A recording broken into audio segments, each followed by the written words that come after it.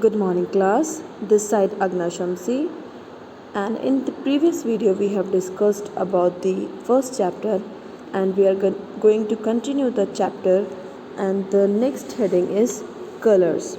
So what are the colors? Colors are usually used in maps, and different colors may be used to show different countries or the states within the country. So if it is in topographic maps, different colors are used.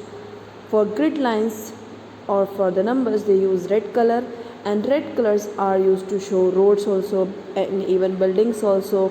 Then forest areas are colored green, then cultivated land is colored yellow, and uncultivated land is colored white. And water bodies, wells, they are given in blue colors, and if the well is dry or if the water body is dry, then they are in black color. So you have to learn all these colors from figure 1.8.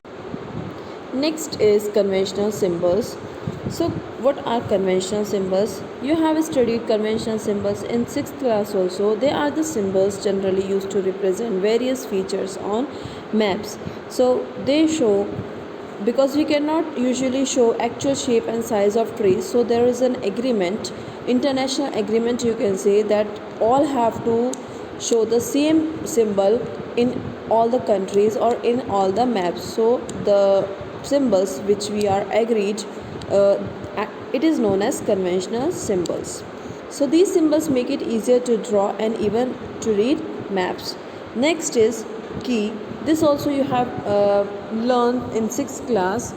They are the, you can say, list which is given in map itself. It is usually given in the downside with the map. So they are the key. Next is exercise part. Fill in the blanks. First, in a map, a graduated straight line that shows the relation between the map distance and the ground distance is the map's scale. So you can write the answer. Answer is map's scale. Next is, in a map, a vertical line whose uppermost point has an arrow marked with the letter N is the north line. So the answer is north line. Next, third is, the direction between the north and the east is northeast. Then fourth, in a grid, the name of a cell comes from the line that form its dash corner. So the answer is southwestern. Next is fifth, in a physical maps, shades of dash are used to show lowland or plain. So the answer is green. Next is, the key of a map help us understand the conventional symbols used on the map. Then next exercise is choose the correct option. So what kind of map shows a small area in detail? So the answer is B, large scale map. Next is, which of the following can be used to measure distance on the map? So the answer is D, any of these. Next is, which of the following statements is not true for a topographic map? Answer is C, it is a small scale map. Then fourth, the vertical lines drawn in red on a topographic map are called eastings. So the answer is B. Then fifth, while giving a four-figure grid reference, we first quote the number of the appropriate. So again the answer is easting, C. Then next, in a topographic map, which areas are usually left white? Uncultivated land. Next is, the lines joining places of equal height above sea level on a map are contours. So the answer is D. Now you can write in your book, you can match the following. You can study the figure 1.8 and you have to do the matching. So I am giving you the answers. You can complete it in your book. Next is, study figure 1.8 and answer the following. So you have to study figure number 1.8 and you can find out the scale or the scale which they are showing in the map or in figure 1.8, then what area they are representing. So you can find the answers from there. It usually do not come here in your exam because this topographic sheet usually do not come in 7th, not even in 8th class. It will come from 9th class. Still I am giving you the answer so you can complete it from this video.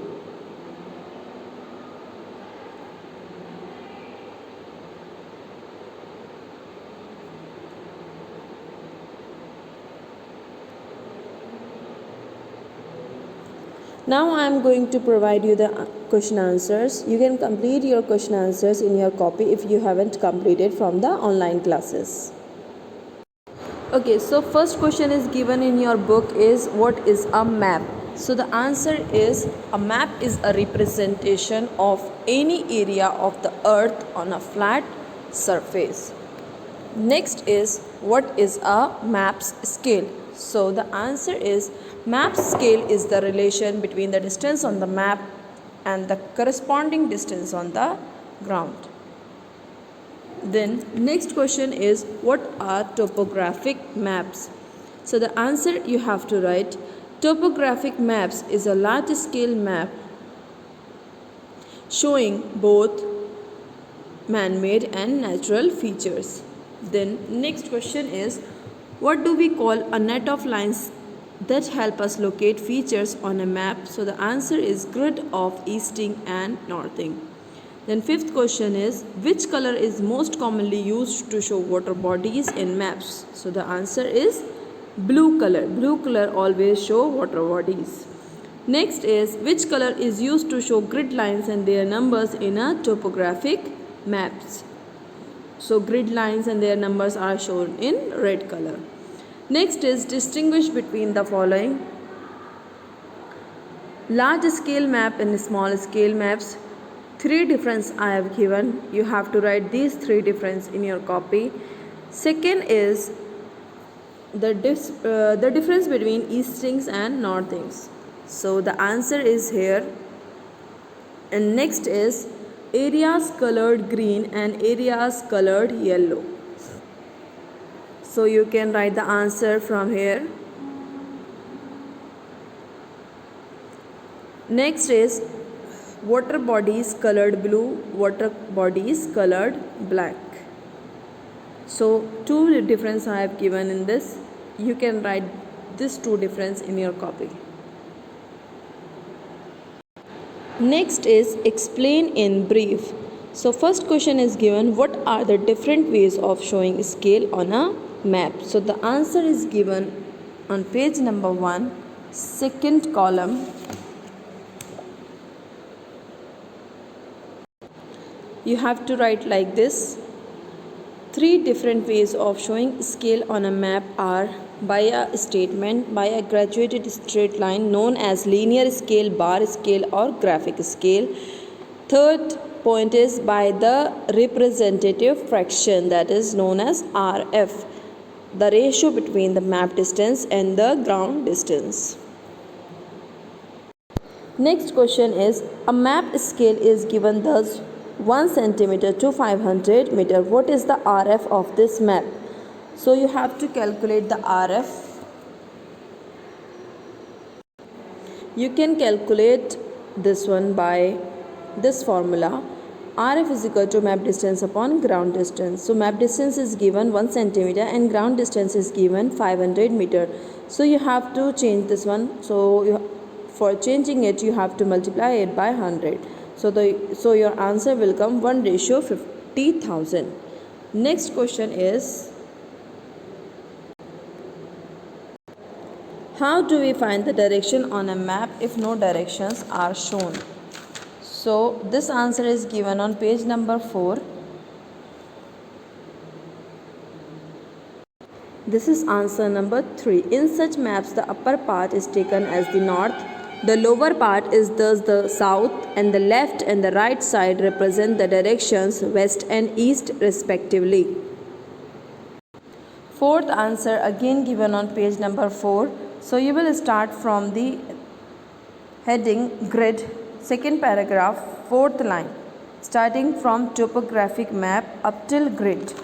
After writing grid, you will write from the question that's why. In place of why is the, you will write that's why the grid of a topographic map is not made up of parallel and meridians in an atlas map.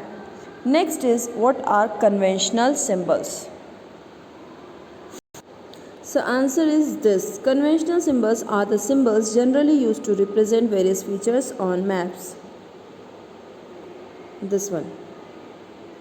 You have to write this answer in long C part. Fifth question, what are conventional symbols? So your first chapter is over, and in next video we will discuss about the second chapter, that is the atmosphere.